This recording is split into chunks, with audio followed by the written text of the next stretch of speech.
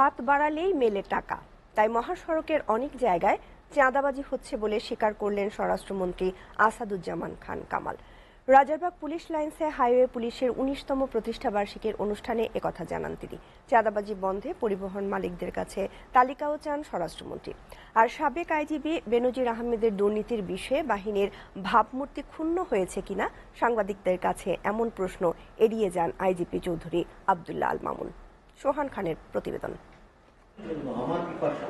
সন্ত্রাস, চাঁদাবাজি ও ডাকাতি ঠেকানো এবং মহাসড়কে শৃঙ্খলা আনতে ২০০৫ সালে গঠন করা হয় হাইওয়ে পুলিশ। পুলিশের এই ইউনিটের ১৯তম প্রতিষ্ঠা বার্ষিকী উপলক্ষে রাজারবাগে এই অনুষ্ঠানের আয়োজন। আমরা আশা করি সিদ্ধান্ত। অনুষ্ঠানে যোগ দেন স্বরাষ্ট্রমন্ত্রী, আইজিপি সহ পুলিশের ঊর্ধ্বতন কর্মকর্তা এবং পরিবহন সংশ্লিষ্টরা। অনুষ্ঠানে আইজিপি জানান, ঈদযাত্রা নির্বিঘ্ন করতে প্রয়োজনীয় ব্যবস্থা নিতে নির্দেশ দেওয়া হয়েছে।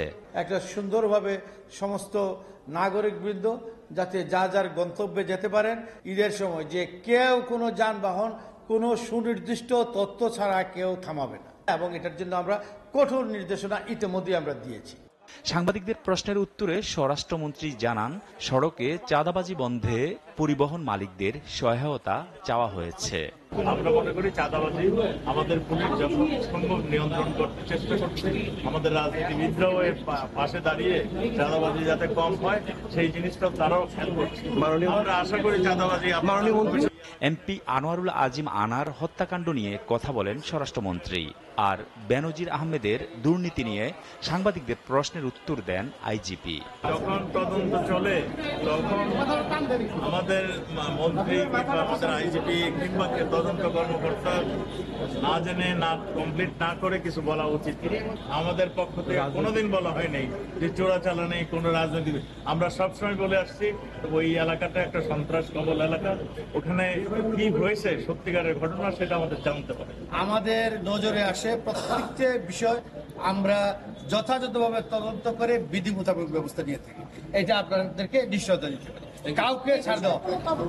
সহকর্মীর গুলিতে পুলিশ সদস্য নিহতের ঘটনায় আইজিপি চৌধুরী আব্দুল্লাহ আল মামুন বলেন, কনস্টেবল কাউসার মানসিকভাবে অসুস্থ হওয়ার পর চিকিৎসকরাই তাকে ডিউটি করার ফিট সার্টিফিকেট দিয়েছিলেন।